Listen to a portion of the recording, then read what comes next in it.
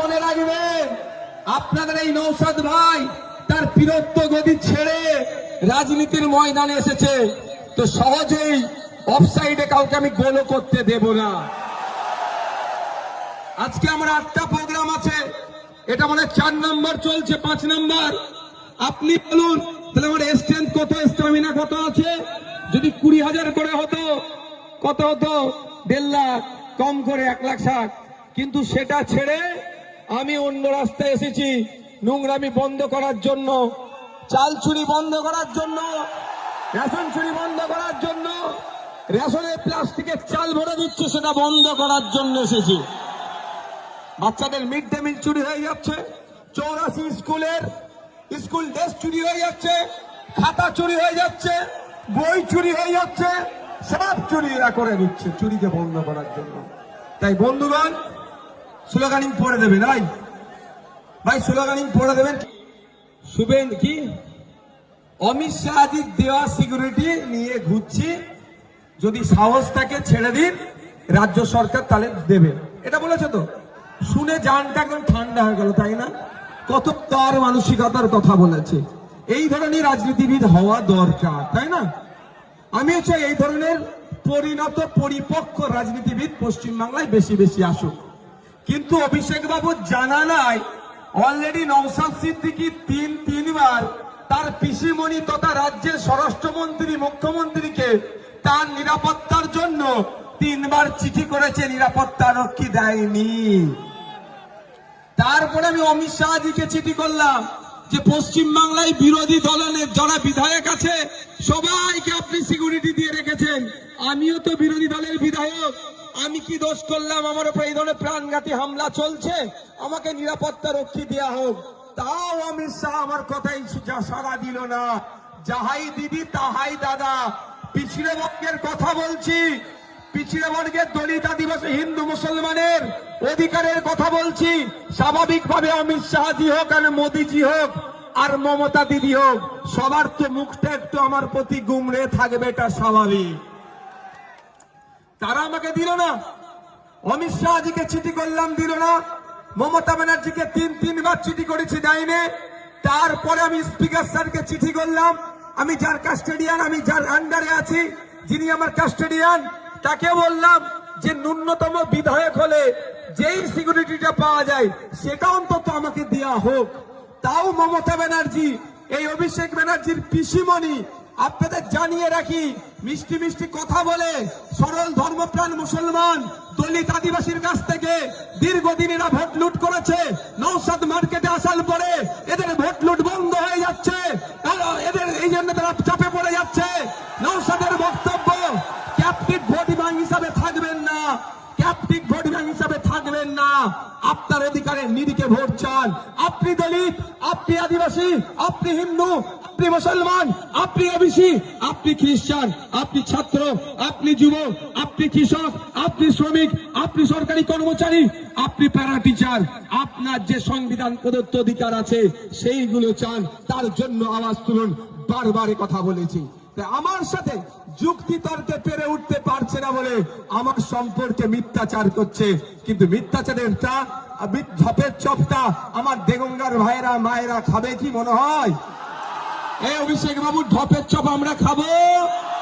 তারপর আমি জবাব দিয়ে যাচ্ছি, আমি 3বার মমতা ব্যানার্জিকে চিঠি করেছি, একবার স্পিকার স্যার আর একবার স্বরাষ্ট্র সেন্ট্রাল হোম মিনিস্ট্রিকে করেছি, কেউ আমার ডাকে সাড়া দেয়নি। কিন্তু আমি তো চুপ থাকার ছেলে নয়, সোজা আঙুলে না ঘি উঠলে কি করতে হয় আঙুল, আমি সেই ছেলে। পেনের খোঁচা দিতে একটু বেশি পছন্দ করি। আস্তে আস্তে তো আমাকে 2টো বোন 2টো পেনও গিফট করেছে, সব ছেড়ে এসেছি, পেন আমি ছাড়ি না, পকেটে ভরে নিয়েছি, বুঝতে পেরেছ? এই ছেলে তো 5 টাকার পেনের খোঁচা খুব ভালো লাগে আমাকে দিতে। আমি 5 টাকার পেনের খোঁচায় আইনি লড়াইয়ে গেলাম, কলকাতা হাইকোর্টে গেলাম, আমি যত কটা চিঠি যেখানে যেখানে করেছি সেখানে সেখানে দিয়ে দিলাম। দিয়ে দেওয়ার পরে কলকাতা হাইকোর্ট সিআইএসএফ কে নির্দেশ দিল, ইমিডিয়েট একটা টাইম বাউন্ড করে দিল। এর মধ্যে নওশাদ সিদ্দিকীর কি থ্রেড আছে, থ্রেডের বিশেষে একে নিরাপত্তা রক্ষী দেওয়া হোক। এবার বলুন, আমি অপরাধ করেছি না আমি নাই পথে আমার অধিকার আমি বুঝে নিয়েছি? এই বলুন, আমি লড়াই করে আমি আমার অধিকার বুঝে নেব না? তো এই অধিকার বুঝে নিয়ে তো অনেকের অসুবিধা হচ্ছে। কি বলছে যে রাজ্য অমিত শাহর পুলিশ ছেড়ে দিক, আমরা দিয়ে দেবো। আমি তাহলে একটু জানতে চাই অভিষেক বাবুকে, যে অভিষেক বাবু আপনি যখন দিল্লি এয়ারপোর্টে নামেন, সিআইএসএফ আপনাকে স্কট করে মেন দরজা অব্দি ছেড়ে দেয়, এটাও সেটাও সিআইএসএফ, এরাও সিআইএসএফ। ও আপনাকে এয়ারপোর্ট থেকে ফ্লাইট থেকে মেন গেট পর্যন্ত অমিত শাহ পুলিশ ছেড়ে দিলে কোনো অসুবিধা হয় না। আর নওশাদ সিদ্দিকী মামলা করে সিআইএসএফ নিলে আপনারা তো বুক ফাটে কেন? জানবো না আমরা?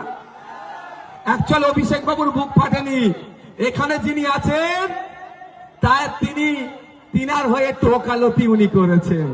এই জন্যই যে দেখছে দেগঙ্গা বেরিয়ে গিয়েছে হাত থেকে, যদি একটু মানুষকে ভুল বুঝিয়ে কিছু ভোট ফিরিয়ে আনতে পারি, অতটি সহজ নয়। এটা 2021 নয়, এটা 2026। 2021-এ অনেক কটা ইকুয়েশন ছিল, তখন সিংহ চিহ্ন দাঁড় করিয়ে দিয়ে কনফিউজ ক্রিয়েট করে দিয়েছিল। ওই জন্য আমরা এই সিটটাতে লস করেছিলাম, অস্বীকার করার জায়গা নাই। অনেক কটা ইকুয়েশনের মধ্যে একটা ইকুয়েশন ছিল, আর একটা কি ছিল, বিজেপি চলে আসবে, বিজেপি চলে আসবে। এই গল্প শুনিয়েছিল। এই নির্বাচনে আর বাইনারি তৈরি করতে পারছে না। আর এইবারে একটা বড় বৈশিষ্ট্য আছে, একজন বর্ষিয়ান নেতাকে আমরা প্রার্থী করেছি। গত বছরটাও ভালো ছিল, কিন্তু এটা বর্ষিয়ান একজন পরিপক্ক রাজনীতিবিদ। কোথায় কোথায় কোন সুইচে কি কাজ করতে হবে, কোন কাঁটা কিভাবে তুলতে হবে, কোন নেট কোন কাছিতে কাটতে হবে, কোন জায়গায় লিকোপ্লাস দিতে হবে, সব ভালো করে জেনে বসে আছে। সুতরাং আর রোগ নাই। সেই জন্য আপনাদের একটু ভুল বুঝাতে চাইছে। আমি আপনাদের বলি, আপনাদের জেনে রাখা দরকার। আমার জানার মধ্যে যদি ভুল হয়, আশা করছি অভিষেক বাবু পরের বক্তব্যে আমার ভুলটা শুধরে দেবে। এডুকেশন হ্যাজ নো এন্ড, শিক্ষার কোনো শেষ নাই। আমার জানার গাড়িতে ভুল থাকতে পারে, যদি থাকে অভিষেক বাবু পরের বক্তব্যে কি করবে, আমার ভুলটা শুধরে দেবে। কি দিল্লি এয়ারপোর্ট থেকে বার হলেন, পার্লামেন্ট গেলেন, আপনার বাসভবনে গেলেন, আপনার নিরাপত্তাটা কে দেয়? বাংলার police, West Bengal police, Calcutta police, না ব্যারাকপুর কমিশনারেটের পুলিশ দেয়? কে দেয়? দিল্লি পুলিশ দেয়। দিল্লি পুলিশ কার আন্ডারে? সিআইএসএফ যার আন্ডারে, দিল্লি পুলিশও তার আন্ডারে, তথা অমিত শাহজির আন্ডারে। দিল্লিতে গিয়ে আপনি দিল্লি পুলিশের নিরাপত্তা নেবেন, তখন কোনো অসুবিধা নাই, তখন খুব ভালো লাগে।